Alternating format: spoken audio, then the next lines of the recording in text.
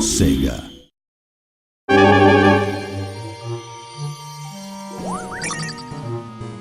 Castle of Illusion, one of the best-selling Genesis games of all time.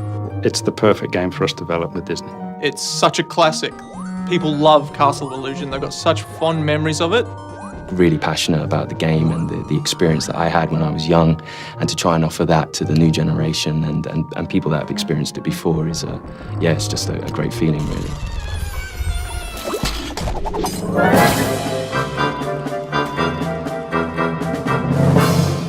There is definitely something about Disney which I don't think any other brand has quite captured. It's Disney. It's a descriptive word in itself. Disney's renowned for its characters, for its visuals, for its animations, for its music. Everything that Disney touches has an air of magic to it, and they try to, as a company, try and encompass that in all their products. It doesn't matter if you're a core gamer, family gamer, whatever the gamer, you need to capture that sense of enjoyment, passion.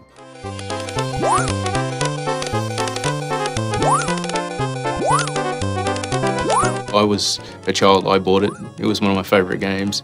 I played it to death. I grew up with my Mega Drive. I've played all the classic Disney games, and Castle of Illusion stands up as one of my all-time favourites. 20 years later, to be given the opportunity to work on that IP, to reimagine it and bring it forward with today's technology was just, an amazing opportunity.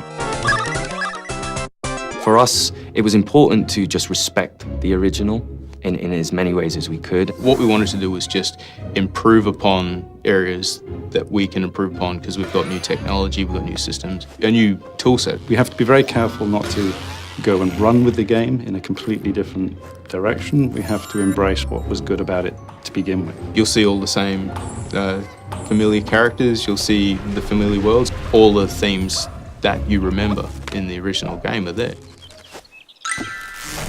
And we've kept to the original in such a way that Disney can recognize it immediately. They recognize the tree stump and they smile. They go, that's exactly what we're looking for.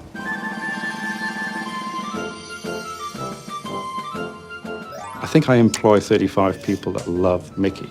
So making them happy, I think, is a good indication that the audience is going to be happy. He's a stoic little guy. He never really gets too bothered by things. He's always willing to give it a go. He's very brave, but at the same time very kind. He's quite charming in the way he approaches things, and we really wanted to capture a lot of that charm from Mickey that you see in the old kind of Mickey cartoons. Obviously, there's a little bit of pressure there for making him awesome, because it's Mickey Mouse and he's, the biggest character in the world. We are not going to reinvent Mickey. We have to respect the style of Mickey, the look and feel, the characteristics, the animation cycles, the walk cycles. And not only that, but from an artistic point of view, we have great concept artists that have been able to really capture the look of Mickey, what he meant in Castle of Illusion, in the Mega Drive era, and how do we bring a flavor of that into the new modernized version, but without changing him so much that he distinctly looks like a different Mickey Mouse.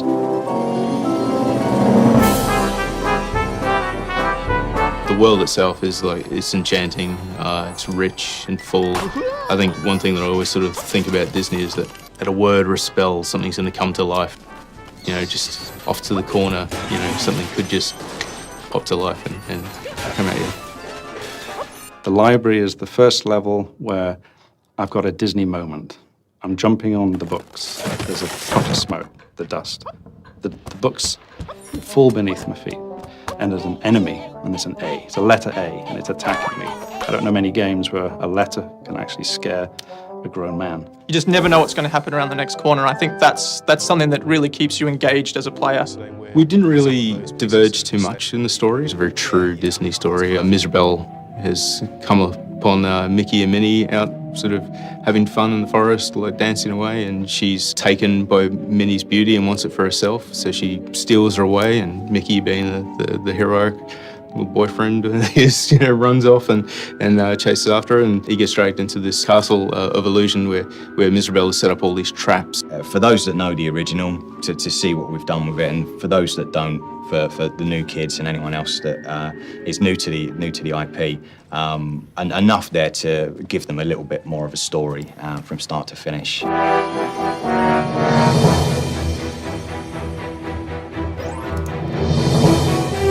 like that. That's pretty cool. think for almost 100 years now, Disney have been pioneering so many things with animation and audio, and the key for me was synchronizing them together. Audio and music is a massive part of Disney itself, and that's something we take very seriously.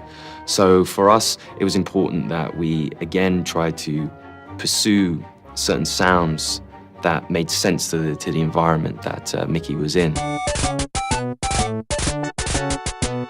When making a new modern Castle of Illusion, we're able to use the old Castle of Illusion as liberal as we need to. And it's actually been quite nice to take the entire original 16-bit track and use them in the modern version as well.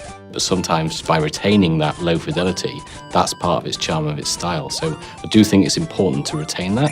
Although we have cleaned it up a little bit, it still retains that original character. Hey, I need that to save Minnie! Come back! We have had the opportunity to allow Mickey to speak.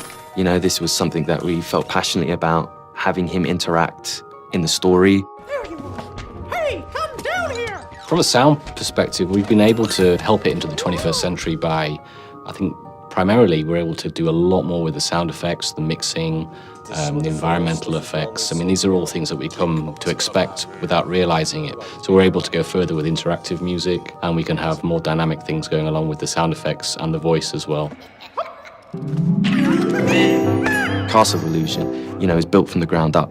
You know, from every point, from animations to music to environment to gameplay, everything is built from the ground up. And that's a really nice, exciting way of taking something that everyone holds dear to them and kind of improving that for the new generation. I think they'll love it. I mean, we love it.